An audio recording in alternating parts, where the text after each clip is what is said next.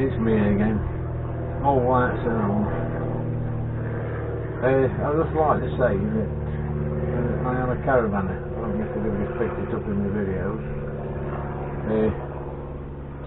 Yeah, touring. I've been doing it for a few years now. I enjoy it. We started years ago, back in the early millennium, because we've got a dog. And at that time,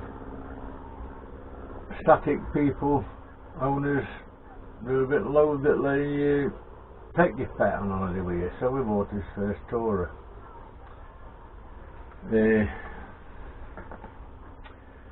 It was a Swift Corniche, 98 model. We got done. We went away in it that summer, put it in storage, come back following year, it rolled back in somewhere from the front halfway down. So me being a bit of a DIY in a truck, I broke it. Made quite a lot more of his money back, didn't lose out on it, but it's just an experience. You pay for experiences, don't you? Yeah, I just wanted to say, we went away a couple of weeks ago, and the amount of newbies with caravans is unbelievable. I was reading on Google that there's approximately 120,000 odd people now that have bought caravans. Very, very high caravan sales. There's a lot of them are buying the cheapest, you know, I say cheapest, £1,000 to £3,000. And they're coming away, they've got no experience of caravanning or what to do, and they've been scratching their head. The main thing was the chemical toilet, on how to operate it. We saw one or two people yanking at the cassette from the side of the caravan, and basically there was a guy who ripped his out, and he popped the door, the opener, he popped it off, because when it's in and it's closed, it's straight facing towards the outside of the cassette, so it's easy to pull out. You've got like a T-piece with a ridge that goes into it, so that when you open it inside, it turns it, so when it's open, it's sideways. And what happens is when you pull it out with force, it pops the top off. It can break the little spindle that goes into the thingy, and it could cost you a lot of money. Anyway, this bit of luck this time. This guy, we got it, looked it, checked inside, that were working, and all it had done was pop the top off on the cassette. We managed to flick it back on, but it just shows you. And I think I'm going to do this for people so they can look on YouTube if they're unsure, and they'll know then how to empty a cassette toilet. And they're pretty much all the same. You've got swivels, you've got others, but they're all on the same principle. The buttons that's different colour, that's not grey, are the ones concerning you. So I'll just show what I mean, and I'll show you how to empty it, take it out. So here we go.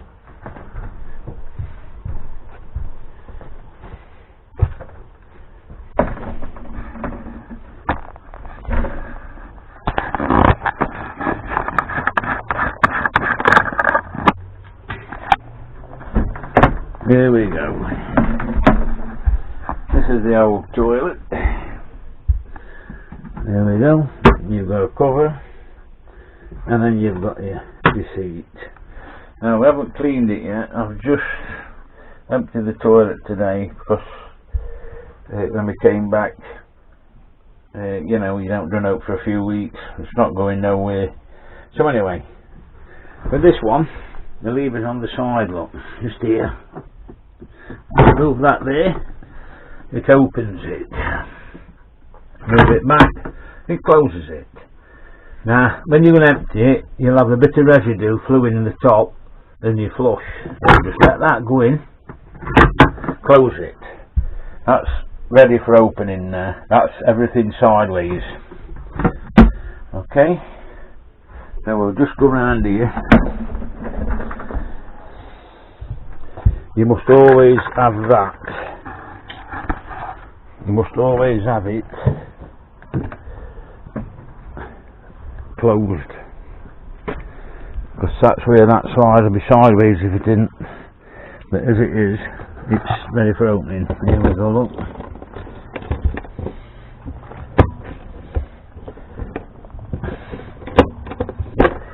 There we go, there's the cassette. Little lever there, look, you see it? Pull that out. You can see inside. That's the one that opens it. Okay, that is your float. You see, anything that's yellow concerns you. This is your spout. When you empty it, once behind that, you remove that. Do not rest the spout on anything. And that's it.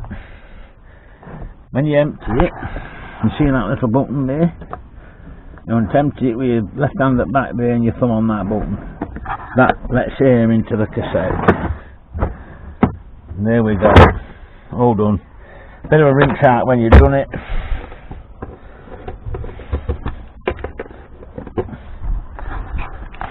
And that's it, basically. I know it's simple,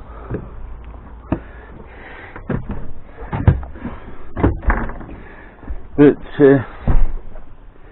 it may save people some money and ultimately some embarrassment.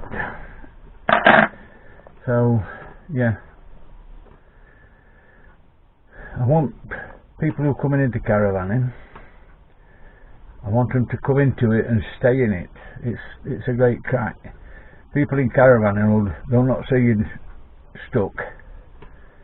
We've been on sites where somebody's had a problem and we've all rallied, such as we were on a site about 10 years ago down near Devisers, camping a caravan club site. One guy was coming and he had trouble with his brakes, and for the last 2 or 3 miles to the site, and he got pulled by the police and told that he'd got to get his caravan sorted and it was going to be expensive to come out. But mainly what had happened, it put flat spots on his tyres because it kept locking up.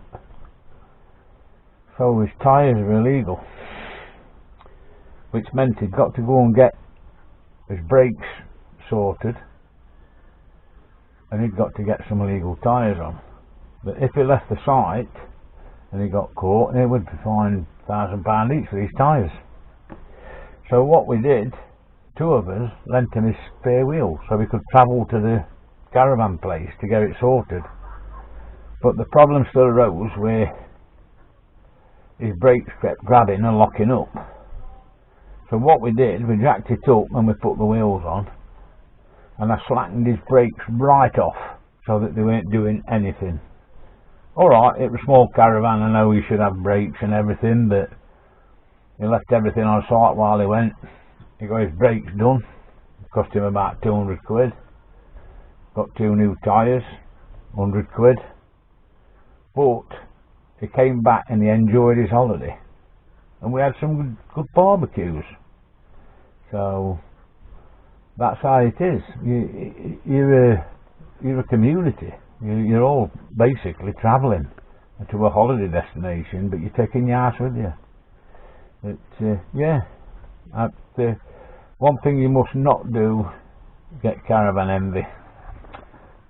Somebody comes on site with a big brand new black Range Rover towing a big twin axle Bailey Senator Arizona £50,000 caravan and a £50,000 Range Rover. That's their fault. I mean, all they're doing is trying to show off. When we first come into caravanning, we was told caravanning should be affordable. Right? It's the outdoors holiday adventure that should be as cheap as possible, and that's how we still see it. And I know what's gone off this since COVID. The pitch fees have gone up 50%. I know that because what we've paid this time and what we paid just before COVID set in. I mean, it's hilarious. A week on a pitch was 178 quid. This last year it's cost us 278 quid. So there you go. And you see, the biggest thing is they won't tell you until you've booked how much it is. So you can't gauge it amongst anything. Anyway, couple of things, tips. If you're looking to buy a caravan, remember we were told, and it still stands, you won't get nothing for under £1,000. Always take your time when you're buying a caravan. Don't get excited. If you're in doubt, take somebody with you who knows what about damp, pitfalls and everything. Always try and, I mean, this is my personal preference, always buy from an experienced caravaner, because if you've been doing it years and he's had the caravan for a while, it's going to be maintained, so that way you can ensure. I know I've known dealers in the past, they pass on cheap caravans, and they'll tell you if you go back and complain that, well, it was a cheap caravan, it repairs. No, you don't want that. Buy a damp meter, take somebody with you who knows, have a good look, check the tyres, check the dates on the tyres, check round, have a look at the overall condition, any funny smells. This is it, you see, you'll know somebody who knows all about this, and then they will, yeah, they'll not steer you wrong, because this is it.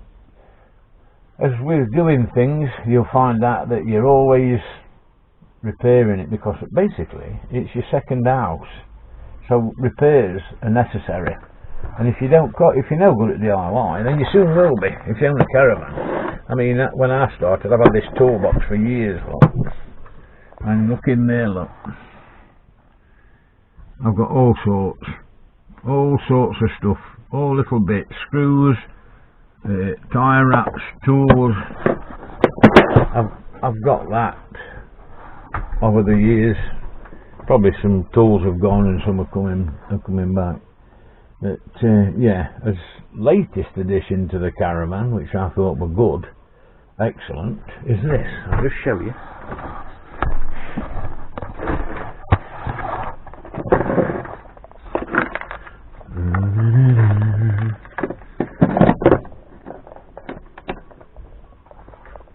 Here we go. What about that then?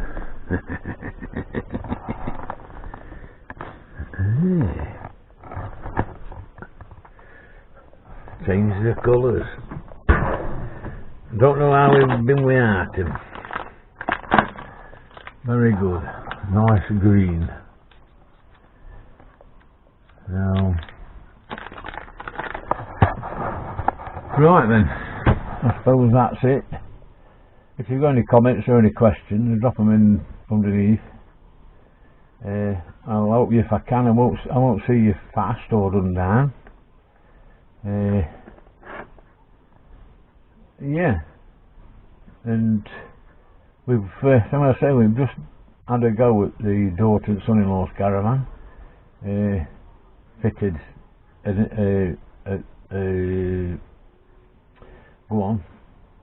fitted a new aerial, fitted in a motor mover. They've redone all the rubbers and everything round the windows. Basically a £1,000 makeover, with new upholstery and curtains, and it looks really nice. And it did look a bit of a bugger, but after a good clean, it was fine. They got a new awning because they'd only got one of them lean-to things. So bloody good they aren't. Anyway, I think that's it for now. Any questions, drop them underneath. If you like this, give us thumbs up, share, subscribing. People think when you subscribe it costs you money. It doesn't. All you do, you subscribe as a watcher. I ain't going to put no Patreon on anything yet that charges you, don't buy me a cup of coffee and all that. Because I think basically this is more of an hobby. but I might go into doing a few t-shirts. I have been asked how much the t-shirts, which I will reveal to you in a later video. I know the next time I said the next time that you'd see me would be I'll be working on red, but this just come to mind, and I thought I'll do a video on this. Anything to help anybody out there. And there's still time. I'm approachable if you've got a question, and if I know the answer to it, and then I'll tell you. So yeah, I hope you've enjoyed it.